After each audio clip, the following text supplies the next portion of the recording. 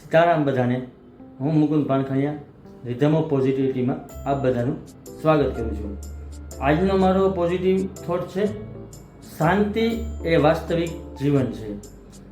મિત્રો, જીવનમાં આનંદ એ આનંદ છે. જો આપણને જીવતા આવડે ને તો ભગવાને આટલી સરસ લાઈફ આપી છે તો લાઈફ જીવવા જેવી છે. કારણ કે હરેક જગ્યાએ શાંતિ છે જો આપણને જોતા આવડે તો. પણ શાંતિ હરેક માણસને જોઈએ છે, પણ શાંતિ મળે ક્યાંથી ખરેખર?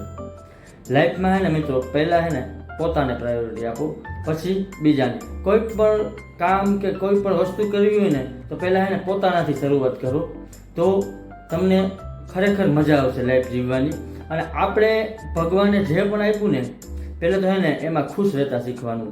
કારણ કે જે નથી મળ્યું હોય એની ભાગદોડમાં આપણે એટલા વ્યસ્ત રહીએ ને કે જે મળ્યું છે ને એને માણવાનું રહી જાય છે. એટલે તમે પોતે પહેલાં ખુશ રહો ને તો બીજાને ખુશ રાખી શકશો. એટલે હંમેશા પહેલાં પોતાની જાતને અપડેટ કરો, પછી બીજા લોકોને. અને પહેલાં પોતે હે ને પોઝિટિવ થઈ જાઓ, પછી બીજા લોકોને આપણે પોઝિટિવ કરી શકશું. અને મિત્રો, જો ખરેખર શાંતિ ગોતવી જોઈએ ને તો શાંતિ છે ને હકીકતે તમારી અંદર છે, બહાર નહીં. એટલે ધન દોલત, ગાડી, બંગલા બધું કમાઈ લેવા છે, પણ શાંતિ ક્યાંય વેચાતી મળતી નથી. એટલે આ બાકી બધી વસ્તુ બરોબર છે કે આપણે મહેનત કરીએ, કામ ધંધા કરીએ, બરોબર છે, પણ ખરેખર ક્યારેક એકાંતમાં પોતાની જાત માટે સમય કાઢવો જોઈએ. કારણ કે બધી વસ્તુ એને પૈસાથી નથી મળતી. અને જે વસ્તુ મિત્રો ખરેખર પૈસાથી મળે ને એનાથી શાંતિ મળે. આપણે મકાન, ઘર, દોલત, બંગલા, ગાડી બધું પૈસાથી મળે, પણ ખરેખર એનાથી શાંતિ મળતી નથી. શાંતિ કેનાથી મળે?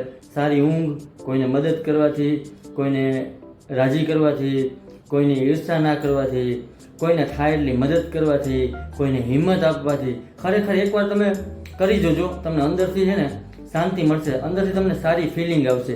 આના કોઈ ખરેખર ને પૈસા નથી મિત્રો. આ વસ્તુ કરવા જેવી છે આ યુગમાં, પણ કોઈ પાસે સમય નથી.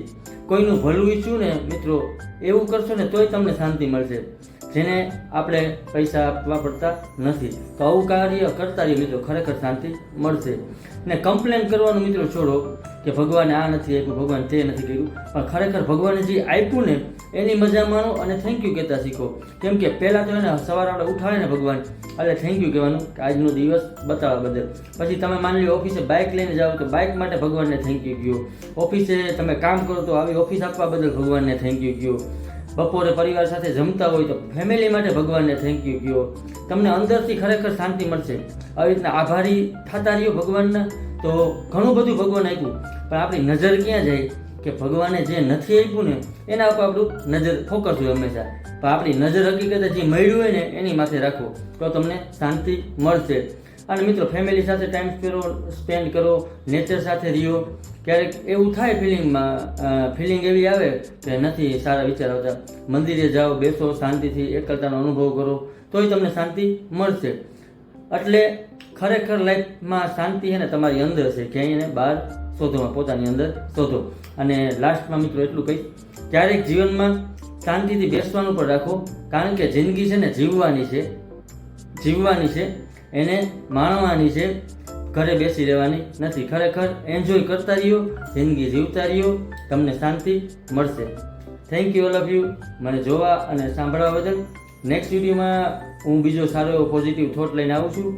મારા ઇન્સ્ટા અને એફબીના પેજને શેરને ફોલો કરજો. મારી યુટ્યુબ ચેનલને લાઇક, શેર અને સબસ્ક્રાઈબ કરજો, જેથી કરીને આપણે વધુમાં વધુ પોઝિટિવિટી સ્પ્રેડ કરી શકીએ. Thank you all of you.